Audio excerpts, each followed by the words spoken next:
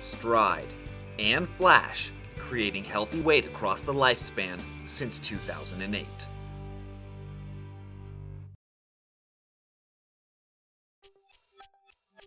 From our experience, college students seem to be most interested in knowing their body fat percentage.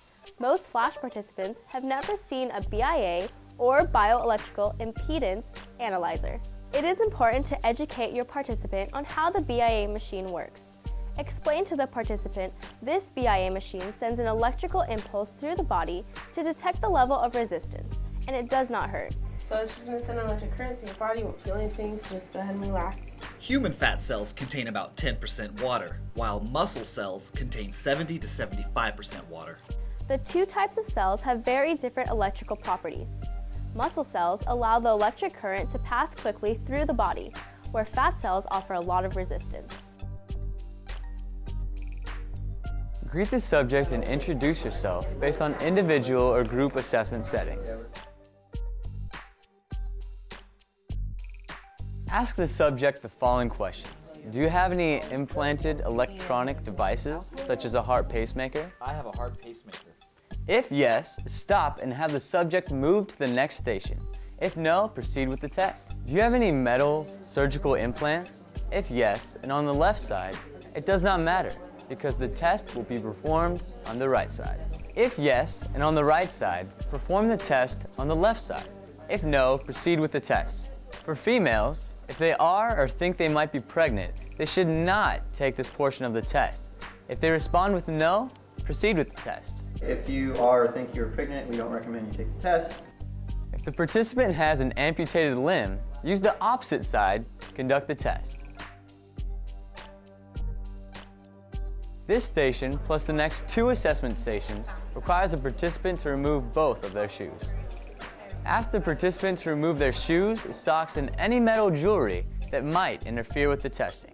Metal jewelry would be things like hand and toe rings, watches, necklaces, and bracelets.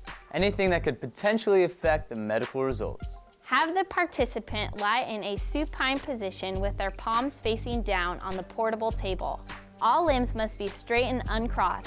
All arms and legs must not be touching any other body parts. Imagine your participant lying down on the table like a gingerbread man who just came out of the oven.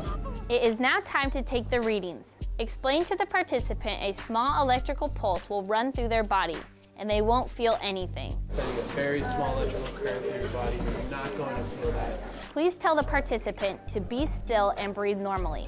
It only takes seconds. Measure his or her right hand wrist circumference with the Gulick tape measure at the nearest point of the wrist. Record to the nearest point 1 centimeter.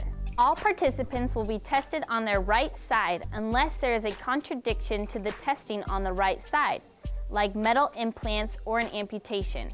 On the data sheet, record the side of the body you will be testing, right or left. With alcohol wipes, clean the skin area where the electrodes are going to be placed. You must warn the participant you will be rubbing the designated area until it is irritated and red to remove excess oils, lotions, and dead skin. Don't be afraid to get in there. Really dig hard. Cut the electrodes in half if they are not already. Follow the exact placement of the electrodes shown here. Make sure to have the electrode tabs facing outwards. For the hand, place the electrodes just below the middle finger knuckle and first joint, just medial of the ulnar head, the bony prominence of the pinky. For the foot, placement of the electrodes are on the base of the second toe just lateral of the medial malleolus, the bony prominence on the big toe side of the ankle. Attach the cables to the electrode tabs. Do not have the clips touch the gel on the electrode. Participants may immediately ask you what their body composition is after the test is administered. Politely tell him or her that all questions will be addressed at the checkout station. The reason for this is there are 2 steps to calculating body composition. Step 1, the BIA assessment produces resistance and reactance values. And step 2, the body composition software uses the numbers from step 1 to calculate the lean mass and fat ratios, which takes place during the checkout at the end of the assessment.